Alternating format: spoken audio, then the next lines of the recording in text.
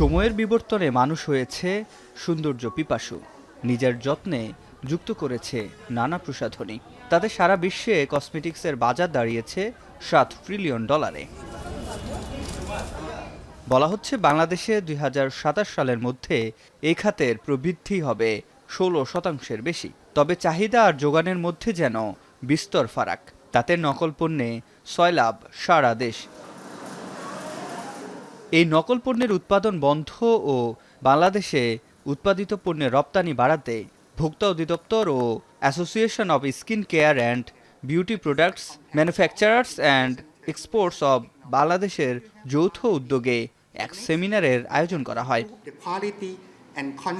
সেমিনারে ব্যবসায়ীদের দাবি, ভালো মানের প্রসাধনী পণ্য তৈরি শুরু হয়েছে বাংলাদেশে। তাতে দেশীয় প্রসাধনী পণ্য ব্যবহারের তাগিদ দেন ভোক্তাদের। সেই সাথে এ খাতের পরিধি বাড়াতে সরকারের নীতি সহায়তা চান ব্যবসায়ীরা।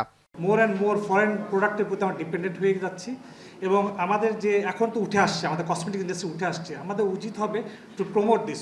আপনি যখন ভালো বায়ার হবেন, ভালো জিনিস কিনবেন, ম্যানুফ্যাকচারাররা ভালো জিনিস তৈরি করবে। কিন্তু ভালো মার্কেট তৈরি হওয়ার আগে রিমার্কের মতো অর্গানাইজেশনগুলো যখন ভালো প্রোডাক্ট নিয়ে মার্কেটে আসে, এটা চ্যালেঞ্জিং। উনি ওনার প্রোডাক্টের গুণগত মান এনশিওর করতে চাচ্ছেন।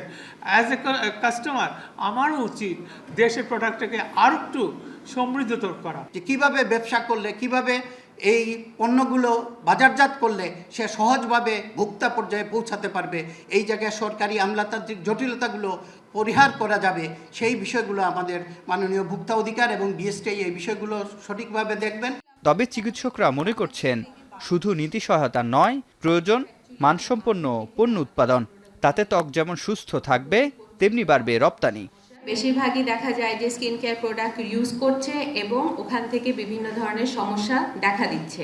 আমাদের দেশে মার্কেটের ভ্যালুটা বাড়াতে পারি, সেটা হচ্ছে গুণগত মানের পণ্য, এবং আমরা যদি প্রোডাক্টগুলোকে ফর্মুলেশন করে আমাদের স্কিন বুঝে প্রোডাক্টগুলো ইউজ করি, তাহলে কিন্তু আমাদের স্কিনের যে বিভিন্ন সমস্যাগুলো আমরা দেখি সেগুলা না হওয়ার সম্ভাবনা অনেক বেশি থাকে।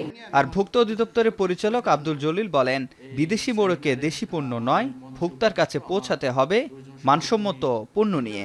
এখানকার এনভায়রনমেন্টের সাথে কি ধরনের প্রোডাক্ট আমার দরকার, সেটা কিন্তু রিসার্চ করে আমাদের ওইভাবে প্রোডাক্টের ডেভেলপমেন্ট করতে হবে, ওইভাবে স্পেসিফিকেশান আমাদের কিন্তু ডিটারমাইন করতে হবে।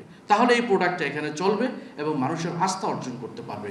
এবং সেই ক্ষেত্রে আমাদের বিদেশি অর্থ মানে বিদেশি মুদ্রা খরচ করে আমার এই বিদেশি পণ্য ইম্পোর্ট করতে হবে না। ভোক্তাদের কাছে আমরা সঠিক প্রোডাক্টটা দিতে পারি, সেজন্য কিন্তু আমাদের কাজ করতে হবে। খাত সংশ্লিষ্টদের দাবি, 2027 সাল নাগাদ এই খাত থেকে প্রসাধনী পণ্য রপ্তানি আরও বাড়াতে সক্ষম হবে বাংলাদেশ। এখন ভোক্তার ডেফিনেশন কিন্তু প্রতিনিয়ত চেঞ্জ হচ্ছে। সিফাত শাহরিয়ার, এখন, ঢাকা। আমাদের মঞ্চে উপবিষ্ট আমার শিয়া বাটার ও ভিটামিন ই সমৃদ্ধ lily glam beauty soap. Lily, always beautiful.